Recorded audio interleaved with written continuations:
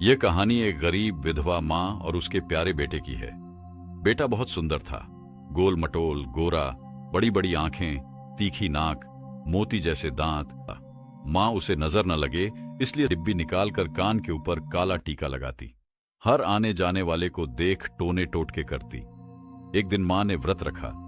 बेटे ने सोचा, व्रत कोई अच्छी चीज होती है तो मैं भी रखूंगा। माँ ने मना किया, नहीं मेरे लाल, तू अभी छोटा है, व्रत से तेरा चेहरा मुरझा जाएगा। बेटे ने पूछा, फिर तू क्यों रखती है माँ? माँ ने कहा, मेरा क्या है, मैं तो बचे खुचे से जी लेती हूं। यह जन्म तो यूं ही गया, पर अगले जन्म की तैयारी कर रही हूं। बेटे ने मासूमियत से कहा, तो फिर मेरा अगला जन्म क्यों बिगड़े, मैं भी सुधारूंगा। मां हंस पड़ी, बोली, तेरा तो यह जन्म ही 1000 जन्मों के बराबर है बेटा, तुझे चिंता करने की जरूरत नहीं। मां जानती थी बेटा गुलगुले बहुत पसंद करता है। उसकी व्रत की जिद मिटाने के लिए बोली, चल आज तुझे गरम गरम गुलगुले बनाकर खिलाती हूं, इतने स्वादिष्ट कि उंगलियां तक चाट जाएगा। मां ने गुड़ घोलकर आटे में मिलाया, तिलों के तेल में गुलगुले तले, 7 गुलगुले बनाए। लड़का खुशी खुशी 6 गुलगुले खा गया, एक जेब में रख लिया और गांव के बाहर तालाब की तरफ चला गया। वहां मिट्टी से एक गड्ढा बनाया, उसमें पानी डाला और गुलगुला दबाते हुए बोला, गुलगुले ओ गुलगुले, कल तक पौधा बन जाना, वरना गाय को खिला दूंगा। अगले दिन वहां पौधा उगाया। फिर लड़के ने पानी दिया और कहा, कल तक इसमें टहनियां आ जानी चाहिए। और सच में अगले दिन टहनियां निकल आईं। फिर बोला, अब कल फूल लगने चाहिए। फूल भी लग गए और फिर फलों की बारी आई। गुलगुलों जैसे फलों से पेड़ लद गया। लड़का बहुत खुश हुआ, चढ़कर एक एक गुलगुला खाने लगा। ये इतने नरम और मीठे थे कि दांतों से चबाने की जरूरत ही नहीं थी। जहां से तोड़ता वहीं नया लग जाता। पेट भर गया पर मन नहीं भरा। उसी समय वहां से एक बूढ़ी और उसकी जवान बेटी गुजरी। बूढ़ी ने पेड़ को देखकर पूछा, बेटा ये कैसा पेड़ है, जिंदगी में कभी ऐसा नहीं देखा। लड़का बोला, अम्मा ये गुलगुलों का पेड़ है, मैंने खुद उगाया है। बूढ़ी बोली, तो बेटा हमें भी कुछ गुलगुले दे दे, अकेला खा खा के अमर तो नहीं हो जाएगा। लड़का खुश होकर बोला, ले लो अम्मा, जितने चाहो, जितने तोड़ो उतने और लगते हैं। बूढ़ी ने कहा, लेकिन मेरे पास रखने को कुछ नहीं, टोकरी कांटों से भरी है, उसमें डालूं तो फट जाएंगे। लड़का बोला, दुपट्टा फैला दो। बूढ़ी ने टाल दिया, दुपट्टा पतला है। लड़के ने कहा, चलो हाथ फैला दो, मैं फेंक दूंगा। बूढ़ी ने कहा, गर्म हैं, हाथ जल जाएंगे। आखिर में लड़की की मां बोली, चलो अपने साफे के पल्ले में बांधकर नीचे लटका दो। लड़का राजा की तरह पेड़ पर बैठा था, मान गया। जैसे ही गुलगुले भरे पल्ले को नीचे लटकाया, बूढ़ी ने अचानक पल्ले को जोर से झटका दिया। लड़का नीचे गिरा, उसे टोकरी में डालकर बांध दिया और दोनों मां बेटी उसे ले चली। जब होश आया तो लड़का सुइयों जैसी टोकरी में बंद था। चिल्लाने लगा, पर बूढ़ी डायन बोली, चुप कर, नहीं तो अभी चबा जाऊंगी, मैं हूं डायन। लड़का चुप हो गया, लेकिन धीरे से बोला, तू तो कहती थी कि आंतें शुक्रगुजार होंगी, अब उपकार का बदला यही है। डायन बोली, तेरे बाप का दरख्त था क्या, जो चाहूं खाऊंगी। लड़के को समझ आ गया, बहस व्यर्थ है। मां बेटी कई महीनों बाद आज फिर मानव मांस का स्वाद लेंगी। मां बेटी की बातें सुनते हुए कांटों पर लिटा हुआ लड़का समझ गया कि वे किसी तालाब के पास से गुजर रही हैं।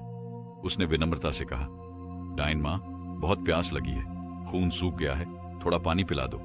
डायन अपनी बेटी से बोली, अच्छा हुआ यहां ही पानी मांग लिया, आगे जाकर मांगता तो हमें लौट कर आना पड़ता।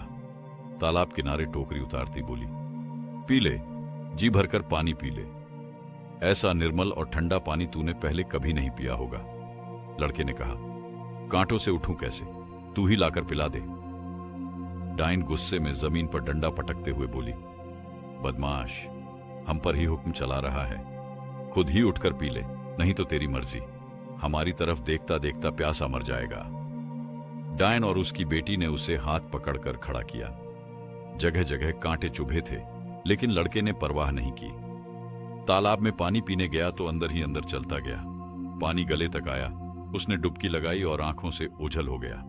बेटी ने मां से शिकायत की तो डायन गरज कर बोली, ओ गुलगुले खाने वाले छोरे, लौट आ, नहीं तो बुरा होगा तेरा। डायन चिल्लाती रही, लेकिन वह तालाब के दूसरी तरफ निकलकर भाग गया। तालाब कोई छोटा सा तो था नहीं, दूर दूर तक फैला हुआ था। डाइन पुकारती रही। वह दौड़ता हुआ गुलगुले के पेड़ तक पहुंच गया और चढ़कर फिर से गुलगुले खाने लगा। डाइन ने सूंघकर पता लगा लिया कि लड़का पेड़ पर चढ़कर मजे से गुलगुले खा रहा है। उसने बेटी को घर भेज दिया और खुद भेष बदलकर उसी पेड़ के नीचे जा खड़ी हुई। बुढ़ापा और कुबड़ तो वैसे ही था, लेकिन चेहरा और आवाज बदल ली। बोली, बेटा, ये कौन सा नया पेड़ है? मैंने तो कभी ऐसा पेड़ नहीं देखा। लड़का झल्ला कर बोला, देता कि ये गुलगुले का पेड़ है। डाइन बोली, अगर आंखों से दिखता होता तब भी क्या फर्क पड़ता? ऐसा पेड़ तो खुद भगवान ने भी नहीं देखा होगा। 2-4 खिला दे, भूख लगी है, पुण्य मिलेगा तुझे। गुस्से में लड़का बोला, मेरा मांस खाने की बजाय लकड़ियां खा ले। डाइन ने अनजान बनकर कानों में उंगलियां डाल ली और बोली, राम राम, ये क्या कह रहा है बेटा? इस तालाब के किनारे मैं आज पहली बार आई हूं। मेरी बकरी नहीं मिल रही थी तो इधर आ गई। तू कहे तो वापस चली जाऊं, लेकिन ऐसे अपशब्द मत बोल। लड़के ने गौर से देखा। उसके कंधे पर पानी से भरा कलश लटका था। चेहरा भी अलग था। कुबड़ वाली डाइनें बहुत होती हैं। वह धीमी आवाज में बोला, पहले एक डाइन आई थी, तेरे जैसी ही थी। डाइन मुस्कुराकर बोली, बेटा, तू तो बिल्कुल छोटे बच्चों जैसी बातें कर रहा है। मेरी सारी बकरियां एक जैसी लगती हैं, लेकिन होती सब अलग अलग हैं। गालियां क्यों दे रहा है? नहीं देना, गुलगुला तो मत दे, मैं चली जाती हूं। बकरी नहीं मिली तो क्या हुआ? इतना कहकर डाइन डंडा ठक ठक करती आगे बढ़ गई। लड़के को यकीन हो गया कि यह पहले वाली डाइन नहीं है। उसने आवाज लगाई, दादी अम्मा, जाओ मत, यहां गुलगुलों की क्या कमी है? जितने दिल करे खाओ। डाइन ने बात साफ साफ सुन ली, फिर भी चलती रही। लड़के ने फिर पुकारा तो वह लौट आई। लड़के ने कहा, पहचानने में गलती हो गई। उस डाइन ने मेरे साथ बुरा किया था, इसलिए मुझे गुस्सा आ गया।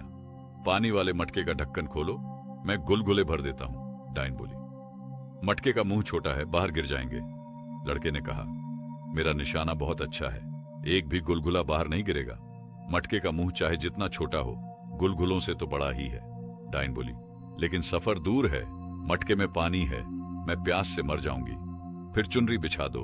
डाइन बोली, मेरी चुनरी पुरानी है, घिस गई है, गुलगुले इसमें बांध दिए तो फट जाएगी। ठीक है। लड़के ने कहा, हाथ फैला दो, गुलगुले गर्म हैं, हाथ जल जाएगा। तो फिर मेरी तरह पेड़ पर चढ़ाओ और खा लो। डाइन हंसकर बोली, तेरी उम्र में तो इतना हौसला था कि चांद भी पकड़ लूं, अब तो दहली पार नहीं होती। पेड़ पर चढ़ने की बात मजाक के लिए ही कही होगी ना? लड़का नरम पड़कर बोला, फिर मैं क्या करूं? कोई तरीका तो बता दो। डाइन बोली, अगर सच में खिलाना चाहता है तो फिर अपनी पगड़ी के छोर से मुझे बांधकर नीचे लटका दे। लड़के को कोई ऐतराज नहीं था।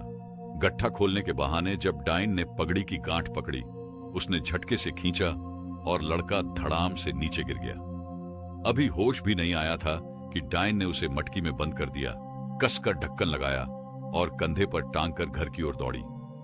घर निकाला और गरज कर बोली, प्यास का बहाना बनाकर भाग गया था, अब बता कहां जाएगा? थोड़ी देर रुक जा, अब ऐसा पानी पिलाऊंगी कि उम्र भर याद रहेगा, कभी प्यास नहीं लगेगी। फिर अपनी बेटी से कहा, इस लड़के को ओखली में डालकर मसालों के साथ बारीक कूट ले, फिर पकाकर खाएंगी। मैं चलती हूं शराब की मटकी लेने, आज जोरदार जश्न मनाएंगे। शराब की दुकान 5 कोस दूर थी। डंडा लेकर डाइन ठक ठक करती निकल पड़ी। उसके जाते ही लड़का हंसने लगा। देर तक हंसता रहा। लड़की उलझन में पड़ गई। ये पागल मरने से पहले हंस क्यों रहा है? उसके मुंह की ओर देखने लगी। मोतियों जैसे दांत, भौरों जैसे काले बाल, नजर टिकती चली गई। डाइन की बेटी के दांत बिल्कुल पीले थे, बाल भी रूखे और छोटे। बहुत जड़ी बूटियां लगाईं, लेकिन न तो दांत सफेद हुए, न बाल लंबे और मुलायम। उसे लड़के से जलन होने लगी। पास आकर बोली, तेरे दांत इतने चमकदार कैसे हो गए? तेरे बाल इतने लंबे और चमकदार कैसे हो गए? लड़के ने हंसते हुए कहा, अभी तूने क्या देखा है? दांत और सफेद होंगे, बाल और काले होंगे। मेरी माँ हमेशा एक ही इलाज करती है। तेरी माँ और मेरी माँ एक जैसी हैं। अगर वह रोज ओखली में डालकर मेरे सिर को मूसल से ना कूटती तो मेरे दांत कैसे सफेद होते, मेरे बाल कैसे काले होते? लड़की हैरान होकर पूछ बैठी, क्या कहा? तेरे दांत मुझसे ज्यादा पीले थे? लड़का बोला, और क्या, बहुत ज्यादा पी ले। तुझे लगता है मैं झूठ बोल रहा हूं? लड़की उत्तेजित होकर बोली। फिर बैठा किस लिए है? मेरे लिए भी यही टोटका कर। लड़का बोला। यह टोटका करने के लिए तुझे मेरे कपड़े पहनने होंगे, मैं तेरे पहन लेता हूं। लड़की बोली। फिर तो आसान है, तू मेरे कपड़े पहन ले, मैं तेरे पहन लेती हूं। लड़के को यकीन नहीं हो रहा था कि मामला इतनी आसानी से हल हो जाएगा। सुंदर दांत और बाल पाने के लोभ में लड़की ने लड़के से कपड़े बदल लिए, अपने गहने भी उसे पहना दिए। लड़के ने कहा, अब मेरा सिर भी लड़कियों की तरह गूंथ। लड़की बोली, तेरे नखरे तो आसमान छू रहे हैं, चल जल्दी कर, नीचे बैठ तो सही, तेरा सिर गूंथ देती हूं। वह सिर गूंथने बैठ गई। रेशम जैसे चमकदार और मुलायम बाल। लड़की का सब्र टूट रहा था, हर पल उसे लंबा लग रहा था। वह लड़के का चेहरा देखकर बोली, मां तो मां, मुझे भी नहीं पहचान आता कि तू लड़का है या लड़की। बस मेरे दांत और बाल तेरे जैसे हो जाएं, फिर क्या कहने। मां देखते रह जाएगी, कौन लड़का है कौन लड़की। फिर दौड़कर खुद मूसल ले आई, लड़के के हाथ में पकड़ा दिया और खुद अपना सिर ओखली में रख दिया। अब लड़का क्यों चूके। जैसे ही मौका मिला उसने मूसल से जोरदार वार किया। लड़की की चीख निकली और जान निकल गई। पूरा शरीर काट काट कर कड़ाही में तलने के लिए चढ़ा दिया। खूब घी और मसाले डाले।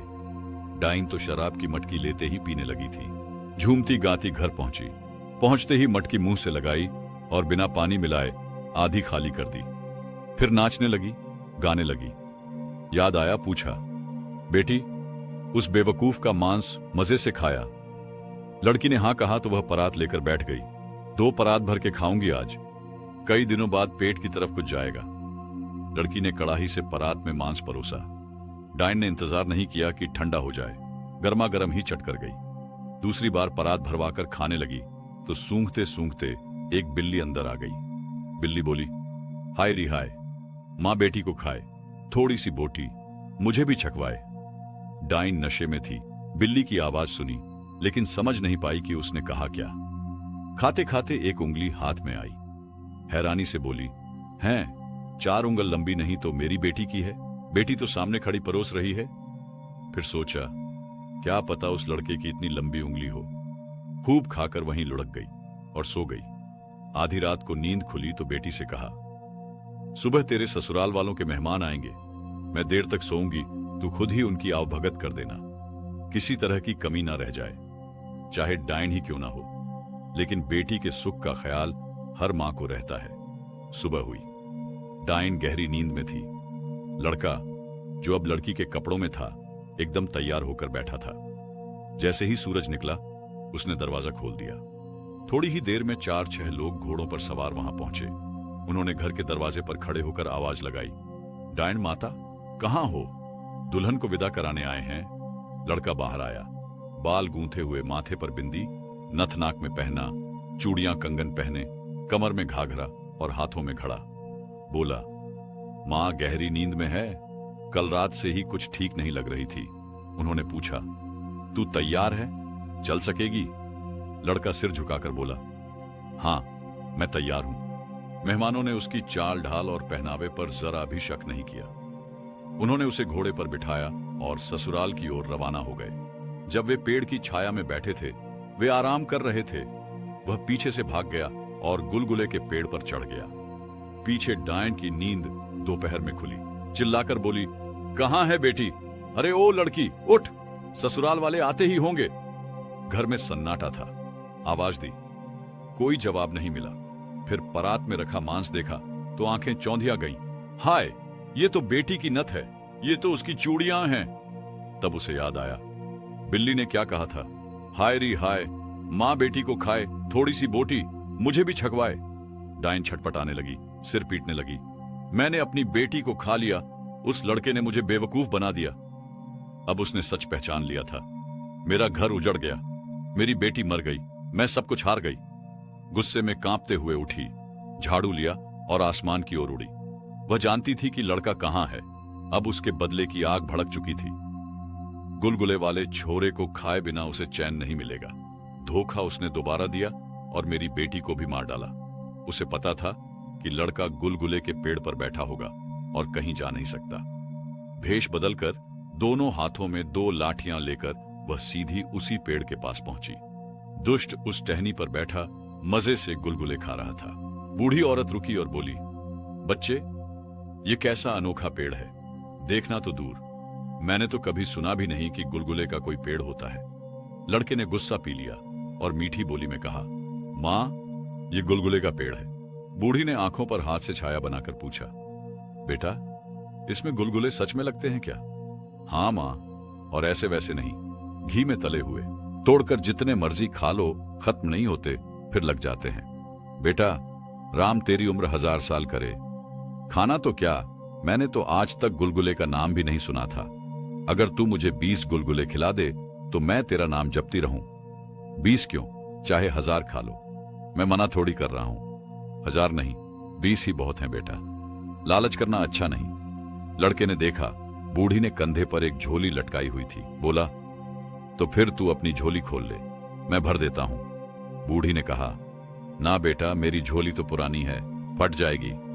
तो फिर अपनी चुन्नी का पल्लू कर ले। ना बेटा, चुन्नी मैली है, गुलगुले गंदे हो जाएंगे। तो हाथ कर ले। गर्म है बेटा, हाथ जल जाएंगे, फफोले पड़ जाएंगे।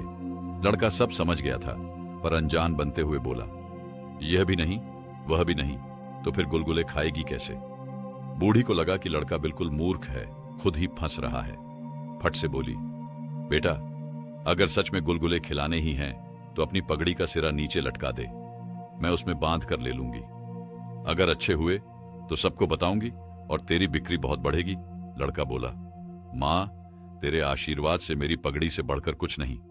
आजा, मेरे बिल्कुल नीचे खड़ी हो जा, पके पके गुलगुले तोड़ तोड़ कर तुझे दूंगा। इतना कहना था कि दोनों लाठियों के सहारे आवाज करती हुई बूढ़ी सीधी नीचे आ खड़ी हुई। लड़का उसे गुलगुले खिलाने के लिए पहले से ही तैयार था। जोर से बोला, ले अम्मा, ले। बूढ़ी ने भी उसी अंदाज में कहा, लिया बेटा, लिया। लड़के ने पास रखी पत्थर की भारी स्लेट तुरंत ऐसे सरकाई कि सीधा बूढ़ी के सिर पर लगी। सिर 2 हिस्सों में बंट गया। लड़का फुर्ती से नीचे उतरा और बाकी बचा काम हाथों से निपटा दिया। घसीटकर दूर झाड़ियों में फेंक आया। हाथ धोकर फिर से पेड़ पर चढ़ गया। थोड़ी देर में लड़के की मां उसे ढूंढते हुए वहां पहुंच गई। उसे पेड़ पर बैठा देख खुश हो गई और बोली, ओ बदमाश, तू यहां मजे से बैठा है और मुझे ढूंढते ढूंढते मेरे पैर थक गए। समय पर खाना तो खा लिया कर। लड़का नीचे उतरा और मां की झोली में गुलगुले भर दिए। बोला, इतने स्वादिष्ट गुलगुले छोड़कर कौन सूखी रोटी खाए मां? अब तुझे खाना पकाने की भी जरूरत नहीं। देख, तेरे लाडले ने गुलगुले का ऐसा पेड़ उगा दिया। मां हैरान होकर बोली, ओ मूर्ख, गुलगुले कभी पेड़ पर लगे हैं?